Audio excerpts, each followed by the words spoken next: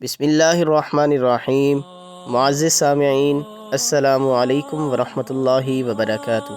سیدنا انس رضی اللہ عنہ بیان فرماتے ہیں کہ ایک آدمی نبی کریم صلی اللہ علیہ وسلم کے پاس آیا، آپ کو سلام کیا اور کہنے لگا، یا رسول اللہ، کیا میرا سیاہ اور بدصورت ہونا مجھے جنت میں داخل ہونے سے منع کرتا ہے؟ آپ علیہ الصلوۃ والسلام نے فرمایا، ہرگز نہیں، جب تو اللہ سے ڈرے گا اور اس کے رسول کی لائی ہوئی چیز پر ایمان لائے گا۔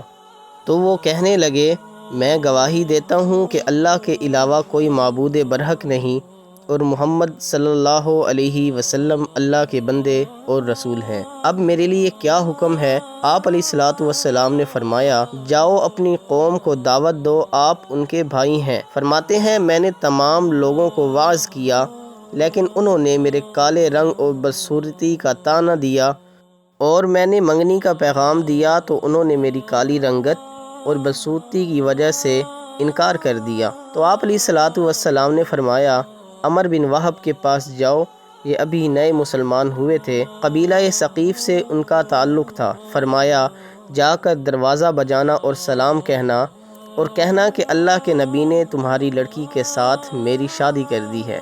اس کا صاحب جمال ایک بیٹا بھی تھا۔ سیدنا سعد گئے اور جا کر نبی کریم صلی اللہ علیہ وسلم کے بتائے ہوئے طریقے پر عمل کیا۔ جب انہوں نے دروازہ کھولا تو فرمایا، تمہاری بیٹی سے رسول اللہ صلی اللہ علیہ وسلم نے میری شادی کر دی ہے۔ تو انہوں نے اسے بہت برا بھلا کہا اور یہ چل پڑے۔ تو وہ لڑکی پردے سے نکلی اور کہنے لگی، اے اللہ کے بندے، واپس آ جاؤ، اگر اللہ کے نبی نے تمہارے ساتھ میری شادی کر دی ہے تو میں خوش ہوں اس پر کہ جس پر اللہ اور اس کے رسول راضی ہیں۔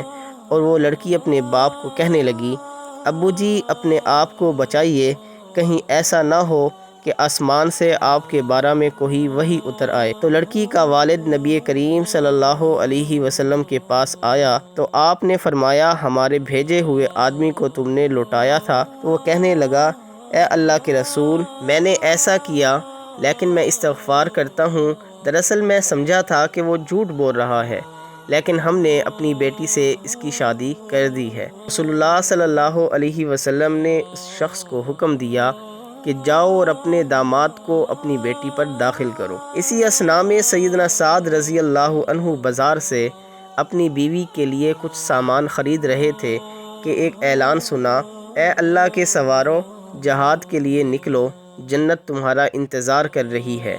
تو سیدنا سعد رضی اللہ عنہ نے تلوار، نیزہ اور گھوڑا خریدا اور اپنے عمامہ سے منہ کو لپیٹا اور مہاجرین سے آ ملا۔ کسی نے بھی اسے پہچانا نہیں، حتیٰ کہ نبی کریم صلی اللہ علیہ وسلم نے بھی نہ پہچانا۔ یہ گھوڑے پر سوار ہو کر لڑے، پھر پیدل لڑے، اور ان کی کوہنی کے پاس سے کچھ حصہ کھل گیا تو نبی کریم صلی اللہ علیہ وسلم نے ان کے سیاہ رنگ کو دیکھ کر پہچان لیا۔ پوچھا، یہ سعد ہے؟ صحابہ کرام رضی اللہ عنہم اجمعین نے فرمایا، جی ہاں۔ وہ اسی طرح بہادری سے لڑتے رہے حتیٰ کہ آپ شہید ہو کر گر پڑے۔ رسول اللہ صلی اللہ علیہ وسلم آئے، آپ نے ان کے سر کو اپنی گود میں رکھا اور ان کا اسلحہ اور گھوڑا ان کی بیوی کے پاس بھیج دیا۔ انہیں کہہ دینا کہ تمہاری بہترین بچی کے ساتھ اللہ نے اس کی شادی کی تھی اور یہ اس کی میراث ہے۔